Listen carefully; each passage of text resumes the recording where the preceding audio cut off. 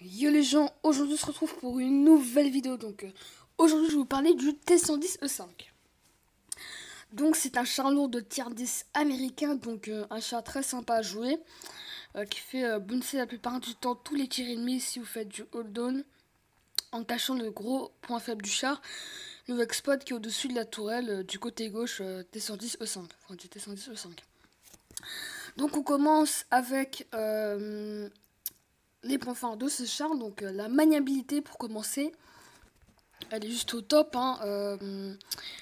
Ce T110E5 a une meilleure accélération que l'IS7, normal puisque le T110E5 est beaucoup plus léger.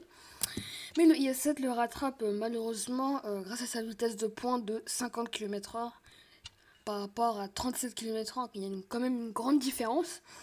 Donc, on passe tout de suite sur le blindage du T110E5 avec 254 mm à l'avant. C'est juste énorme si vous cachez votre bas de caisse. Vous êtes impénétrable. Grâce aux 203 mm de la tourelle de face, vous êtes impénétrable aussi. Sauf si vous cachez pas votre weak spot qui est très facile à toucher. Sauf si vous êtes toujours mobile. Voilà. Donc toujours rester mobile et jamais immobile. Donc si vous anglez à 5 degrés, vous aurez un flanc ou le côté impénétrable. Par contre, au-dessus de 5 degrés, ça reste compliqué avec 76 mm. Tous les tiers 10 vous pénètrent comme ils le veulent. Donc ensuite, voilà, flanc et arrière, blindage inexistant à l'arrière. Tout est possible, la HE, Gold et AP. Ensuite, on passe sur, donc bien sûr, la tourelle. Sur le côté, c'est le même blindage que le M103. Et l'arrière, je crois que c'est la même chose aussi. Si je ne me trompe pas, non. Il a un meilleur blindage à l'arrière. Bon, 20 mm, ça change rien, ça sera toujours pénétrable. Donc maintenant, on passe à un gros point fort aussi du T110E5, son canon.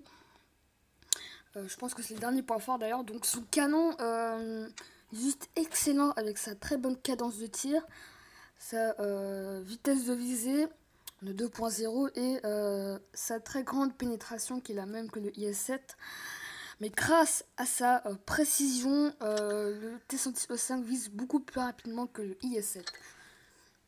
Donc, non, même le IS7 a 3 mm de plus, mais je suis pas sûre. Donc, on a 258 mm en moyenne à la P, donc l'obus standard, et 340 mm à l'explosif à charge creuse, donc la HIT. Et l'explosif, donc la HE, on a 60 mm, ce qui reste correct sur l'arrière des médiums. Tous les médiums normalement. Donc c'est tout ce qu'il y avait comme point fort. Donc maintenant, comment le jouer? Donc on va partir en bataille tout de suite. Comment le jouer? C'est simple, il suffit de le jouer comme un medium, comme le IS7. Donc là, il y en a deux en face, ça va être très compliqué. Donc déjà, il va falloir monter, vu qu'il y a 4 médiums et nous en avons que 2. Donc on est sur Middleburg, et comme il faut le jouer comme un medium de T110E5, j'hésiterai pas à monter pour aider les médiums, je vais même le dire aux équipes, au reste de l'équipe.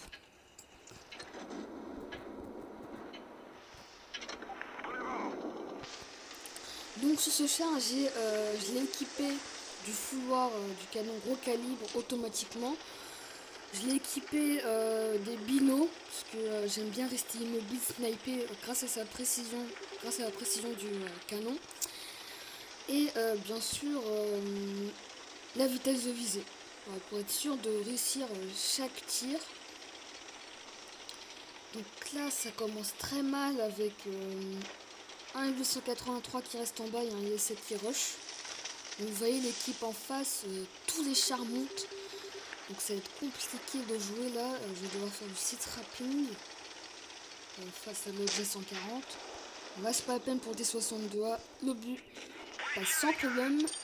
On recule en essayant de cacher le weak spot qui est énorme sur ce char. Donc je passe de l'autre côté. Pour l'objet 140, je vais essayer de le toucher. Ah, j'ai mal visé. Là, c'est pas moi, c'est pas le canon, là, c'est moi. Donc vous voyez, là, j'ai fait un peu plus de degrés. Je suis à la 10 degrés maximum. Après, c'est hyper facile de pénétrer le flanc. J'essaie d'avoir un des weak spots de l'objet, mais c'est compliqué. Je vais voir qui il y a de l'autre côté. T54. Ah, donc vous voyez le Bloons, hein, là c'est sûr et certain, il pénètre rien du tout le T54. Donc, j'arrive pas trop à viser là, c'est assez chiant. Du coup, je rate pas mal d'obus. Donc, chez les Américains, les obus coûtent hyper cher. Donc là, je suis pénétrée parce que j'ai pas assez anglais, mais ça va rester vraiment super compliqué. Donc là, le T54 qui rush, je sais pas ce qu'il fait. C'est de lui en mettre une. Ah.